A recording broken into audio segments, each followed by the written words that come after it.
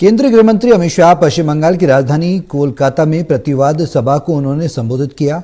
इस दौरान पश्चिम बंगाल की मुख्यमंत्री ममता बनर्जी पर जमकर निशाना साधा। उन्होंने कहा, ममता दीदी का समय खत्म हो चुका है।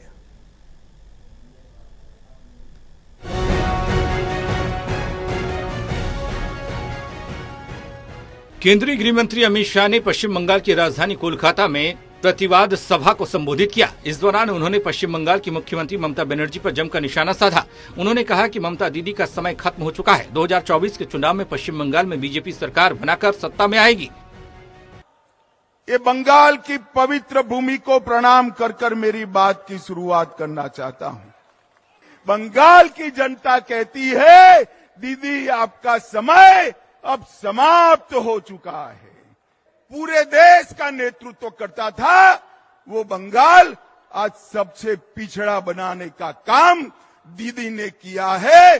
दीदी ने बंगाल को बर्बाद कर कर रख दिया। इस बार 26 में रैली देखकर मैं स्पष्टता से कहने जाता हूं कि 26 के चुनाव में 2/3 बहुमत के साथ यहां पर भारतीय जनता पार्टी की सरकार बनी। केंद्रीय गृह मंत्री अमित शाह ने पश्चिम बंगाल में सीएए मामले पर कहा कि सीएए देश का कानून है और इसे कोई रोक नहीं सकता।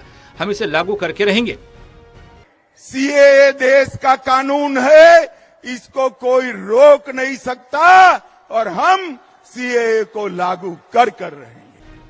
अमित शाह ने कहा कि ममता बनर्जी सोनार बांग्ला और मां माटी मानुष के नारे के साथ कम्युनिस्ट को हटाकर सत्ता में आई, लेकिन बंगाल में कोई परिवर्तन नहीं हुआ। आज भी बंगाल में घुसपैठ, तुष्टीकरण, राजनीतिक हिंसा, भ्रष्टाचार हो रहा है।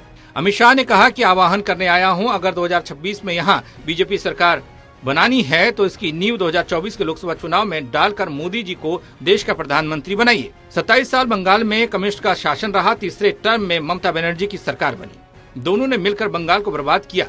पूरे देश में चुनावी हिंसा सबसे ज्यादा बंगाल में होती रही। ममता बनर्जी बंगाल में घुसपैठ को रोक नहीं पाई। प्रदेश में खुलेआम घुसपैठियों को वोटर कार्ड और आधार कार्ड बंट रहे हैं और ममता बनर्जी चुप बैठी हैं। अमित शाह ने कहा कि जिस बंगाल में कभी सुबह सुबह रविंद्र संगीत सुनाई पड़ता था, आज वही बंगाल बम धमाकों से गूंज रहा है। पूरे देश से गरीबी खत्म हो रही है, लेकिन बंगाल में गरीबी कम होने का नाम नहीं ले रही।